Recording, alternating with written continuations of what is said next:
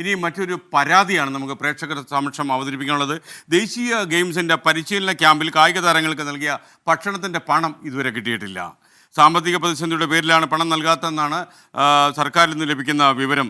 സംസ്ഥാന സ്പോർട്സ് കൗൺസിലും അതുപോലെ കേരള ഹാൻഡ്ബോൾ അസോസിയേഷനും ചേർന്നാണ് ഈ ബുക്കിംഗ് കൊടുത്തത്. പക്ഷേ പണത്തിനായി സെക്രട്ടറിയിലും മറ്റുള്ള സ്ഥലങ്ങളിലുമൊക്കെ ചെല്ലുമ്പോൾ പണമില്ല എന്ന മറുപടിയാണ് ലഭിക്കുന്നത്. കായികപ്രേമി കൂടിയ കാറ്ററിംഗ് ഉടമ VS വികാസിനാണ് ഈ പരാതി ഉള്ളത്. 2022 ഓഗസ്റ്റ് 12 മുതൽ സെപ്റ്റംബർ 27 വരെ പൗണ്ട് കടവ് ഗ്രൗണ്ടിൽ നടന്ന പരിശീലനത്തിൽ 24 കായിക താരങ്ങൾക്ക് 50 ദിവസമാണ് വികാസ് 3 നേരവും ഭക്ഷണം നൽകിയത്. ഗുജറാത്തിൽ നടന്ന 36ാമത് ദേശീയ ഗെയിംസിലെ ബീച്ച് ഹാൻഡ്ബോൾ മത്സരത്തിൽ പങ്കെടുക്കുന്നതിന് മുന്നോടിയായുള്ള പരിശീലന ക്യാമ്പായിരുന്നു ഇത്.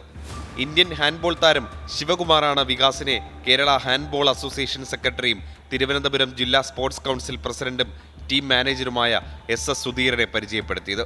50 ദിവസം ഭക്ഷണം വിളമ്പിയതിൽ ചിലവായത് 4,80,000 രൂപ. 4,80,000 കിട്ടാറുണ്ട്. 50 ദിവസം വെയിലും മഴയും എല്ലാം നനഞ്ഞ് ബൈക്കിലാണ് കൊണ്ടുപോകുന്നത്. ഓണസമയം അറിയാലോ, നല്ല തിരക്കുള്ള സമയമാണ്. എന്നിട്ട് പോലും ഞാൻ കൊണ്ടുകൊടുത്തതാണ്. പെട്രോളിൻ്റെ പൈസ പോലും ഇതുവരെ കിട്ടിയിട്ടില്ല.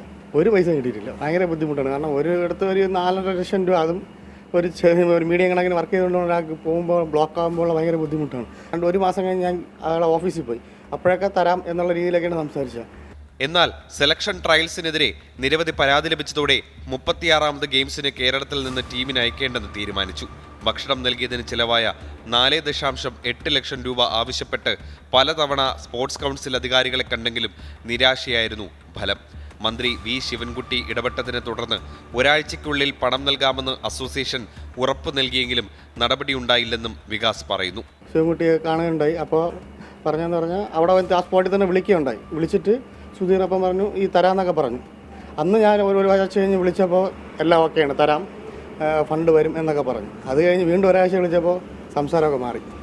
അപ്പോൾ മിനിസ്റ്ററിനെ ഇപ്പോൾ കാണാനുള്ള ഇതില്ല, അവർ തിരക്കായിരിക്കും എന്നുള്ള രീതിയിൽ ഇപ്പോൾ ഇത് ഇലക്ഷനൊക്കെ കഴിഞ്ഞിട്ടാണോ ഒന്നുകൂടെ പോയി കാണാൻ.